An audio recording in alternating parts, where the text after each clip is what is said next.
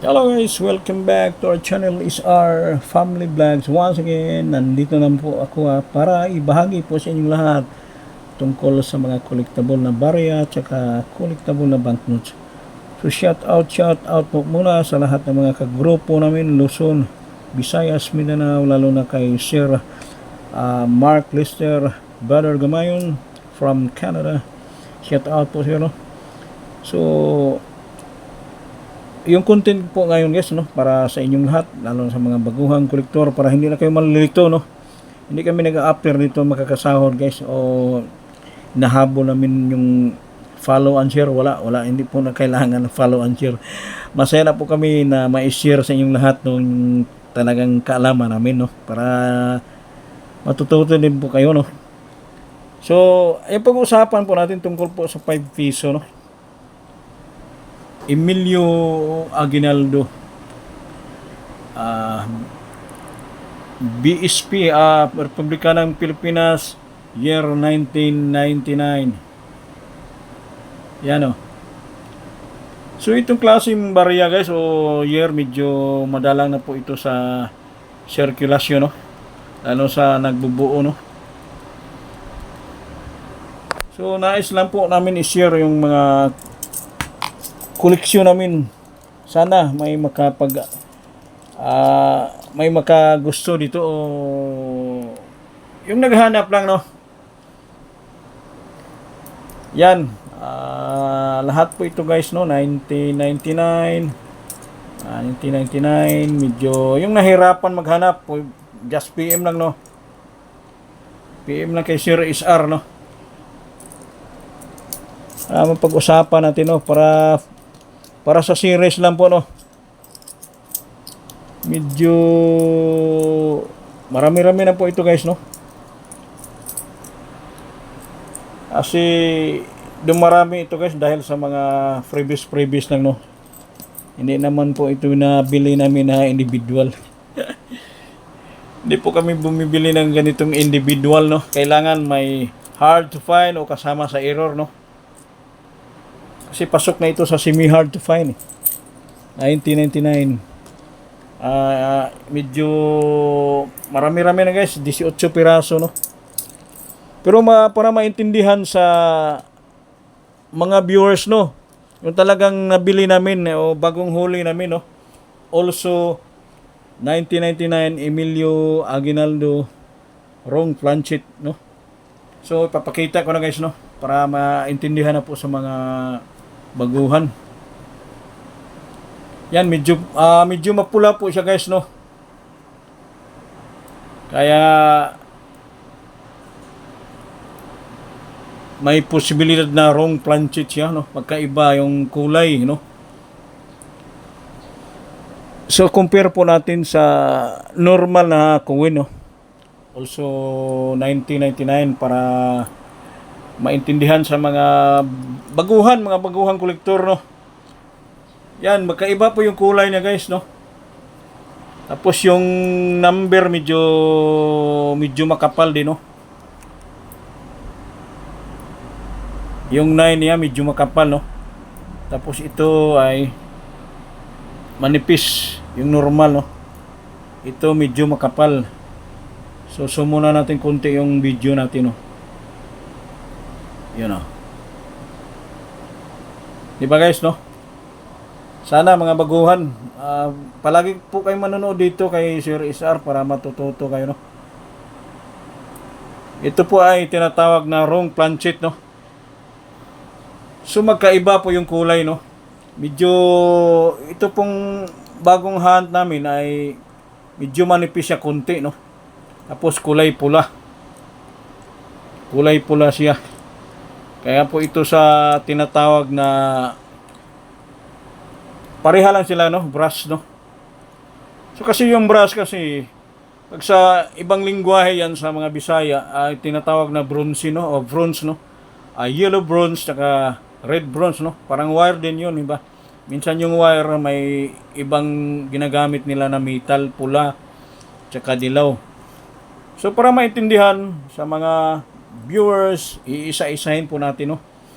May timbangan po tayo dito guys, no. May package scale po si Sir SR. Kompleto pong gamit, no. So isa-isahin po natin, no, para maintindihan talaga sa mga viewers, no, kung bakit pasok sa hinahanap namin.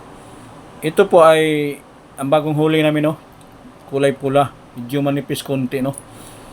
So titimbangin po natin, guys, no. Timbangin natin para patunay, no, kung ilang gramo. Yan, malinaw ba sa mga mata ng viewers, no? Tingnan nyo pong maigi, no. 8.92 grams, no. So manipis siya konti, tapos yung bigat niya mataas, no. 8.92 grams. So compare po natin sa normal, no. Normal na 5 piso. Yan, oh, ang normal kilo, no, ang normal, ang gramo, no, normal grams, 7.84 grams lang, no. Ito po ay normal, no, 7.8 o 0.84. So medyo mabigat siya, guys, no. Ito medyo mabigat. Ito po ang pasok po sa hinanap namin, mga room planchet. Pero hindi na libo-libo, guys, ha. Hindi po sinasabi na libo-libo ang bilihan namin. Basta mga madalang o bihira lang mahanap, talagang binibili ni Sir SR, no.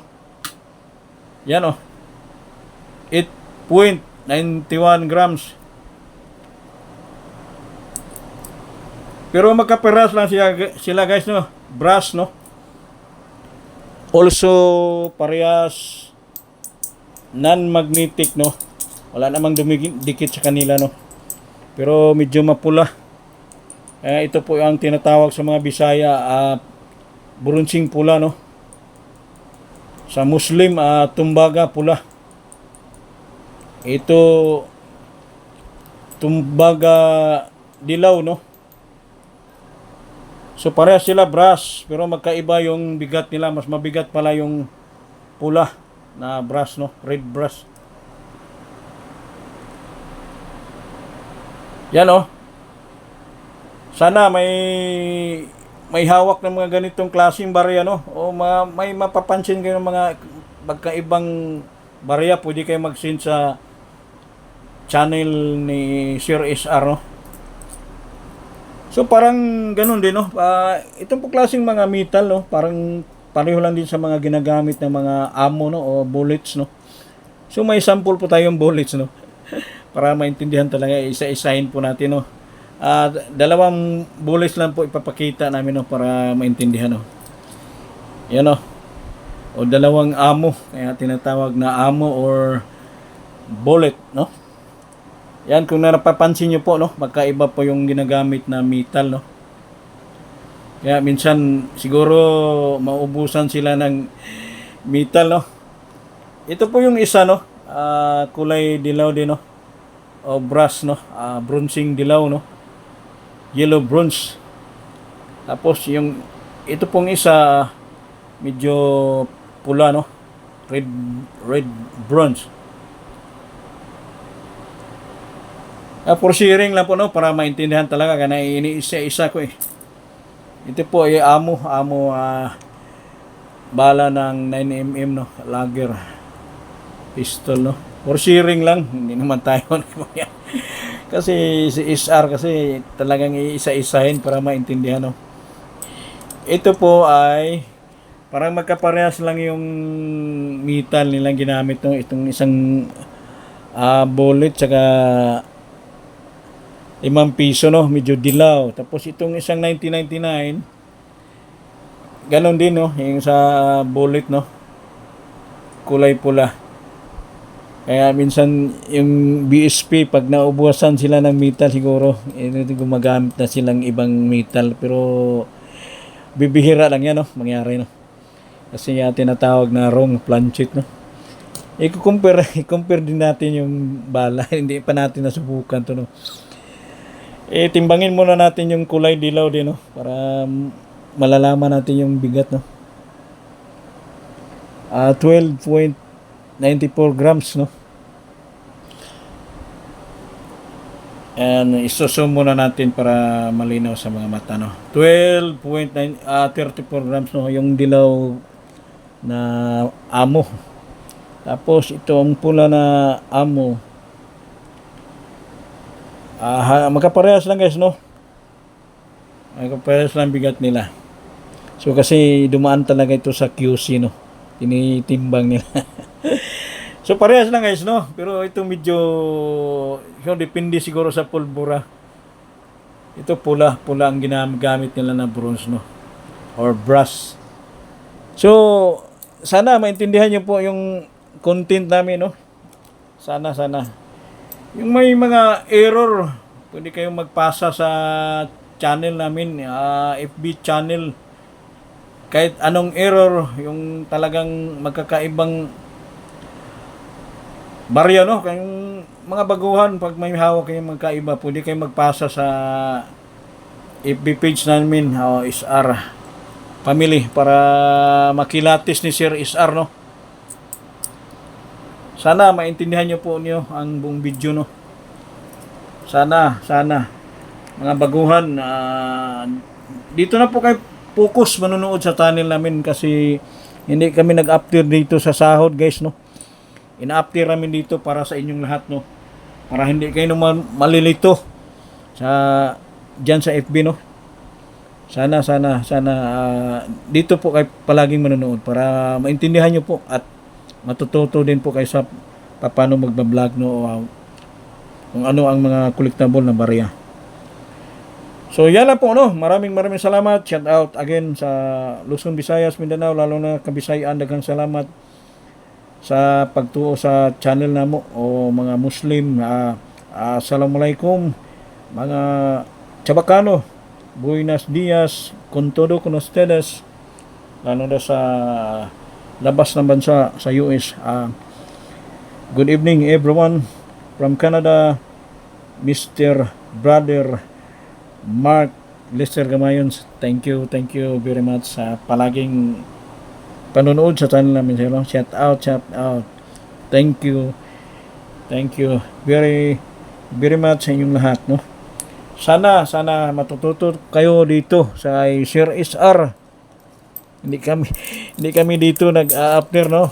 Yan, na follow and share.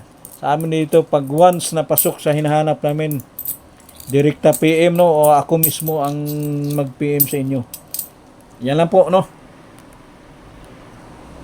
So, bye guys, no? Bye.